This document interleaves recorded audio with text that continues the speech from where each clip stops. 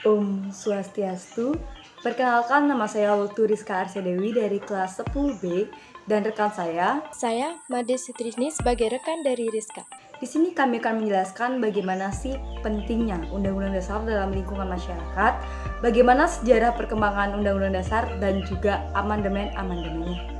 Tanpa berlama-lama lagi, mari kita simak videonya. Undang-Undang Dasar 1945. Undang-Undang Dasar 1945 merupakan perwujudan ideologi negara yaitu Pancasila yang secara jelas dinyatakan dalam pembukaan Undang-Undang Dasar 1945.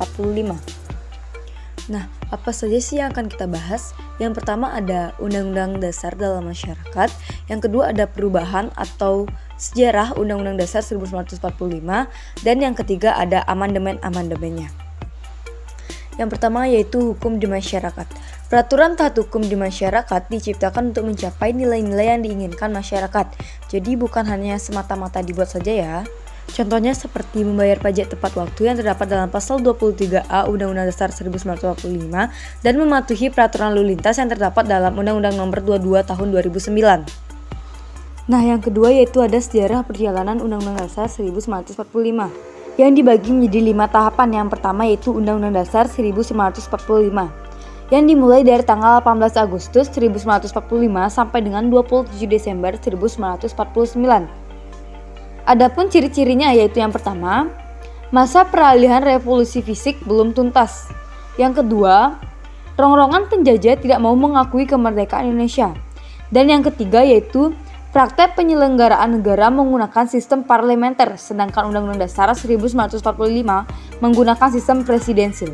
Nah, yang kedua ada Konstitusi RI Serikat yang biasa disingkat dengan sebutan RIS. Nah, masa ini dimulai dari tanggal 27 Desember 1949 sampai dengan 17 Agustus 1950. Nah, adapun ciri-cirinya yang pertama yaitu banyak negara bagian yang tidak tunduk kepada pemerintahan federal. Yang kedua, wibawa pemerintahan kurang. Yang ketiga, dari 16 negara bagian hanya 3 negara bagian yang tunduk yaitu negara Republik Indonesia, Indonesia Timur, dan negara Sumatera Timur. Nah, selanjutnya yaitu ada Undang-Undang Sementara yang dimulai dari tanggal 17 Agustus 1950 sampai dengan 5 Juli 1959. Adapun ciri-cirinya yaitu yang pertama, lembaga selama 2,5 tahun belum menyelesaikan tugasnya. Yang kedua, rapat tidak memenuhi quorum. Yang ketiga, situasi tanah air semakin genting. Dan yang keempat, tanggal 5 Juli 1959, Presiden mengeluarkan dekret untuk kembali ke Undang-Undang Dasar 1945. Yang keempat yaitu Undang-Undang Dasar 1945 yang dimulai dari tanggal 5 Juli 1959 sampai dengan 1999. Dengan ketentuannya yaitu menetapkan Undang-Undang 1945 berlaku bagi segenap bangsa Indonesia dan seluruh tumpah darah Indonesia, terhitung mulai dari tanggal penetapan dekret ini dan tidak berlakunya lagi Undang-Undang Dasar Sementara 1950. Nah, yang kelima yaitu perubahannya. Yang pertama, perubahan pertama tahun 1999 ditetapkan pada tanggal 19 Oktober 1999.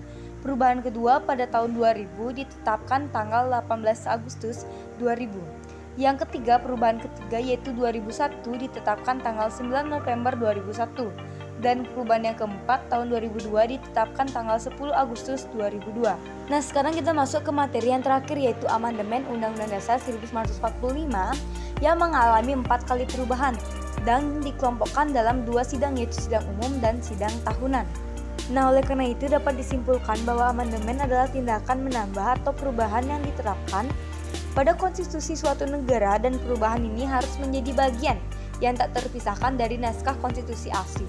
Nah, adapun perbedaan dari sebelum perubahan dan setelah perubahan, mulai dari segi bab, pasal-pasal, ayat-ayat, dan juga aturan peralihan dan aturan tambahan. Nah, demikian pembahasan materi pada hari ini.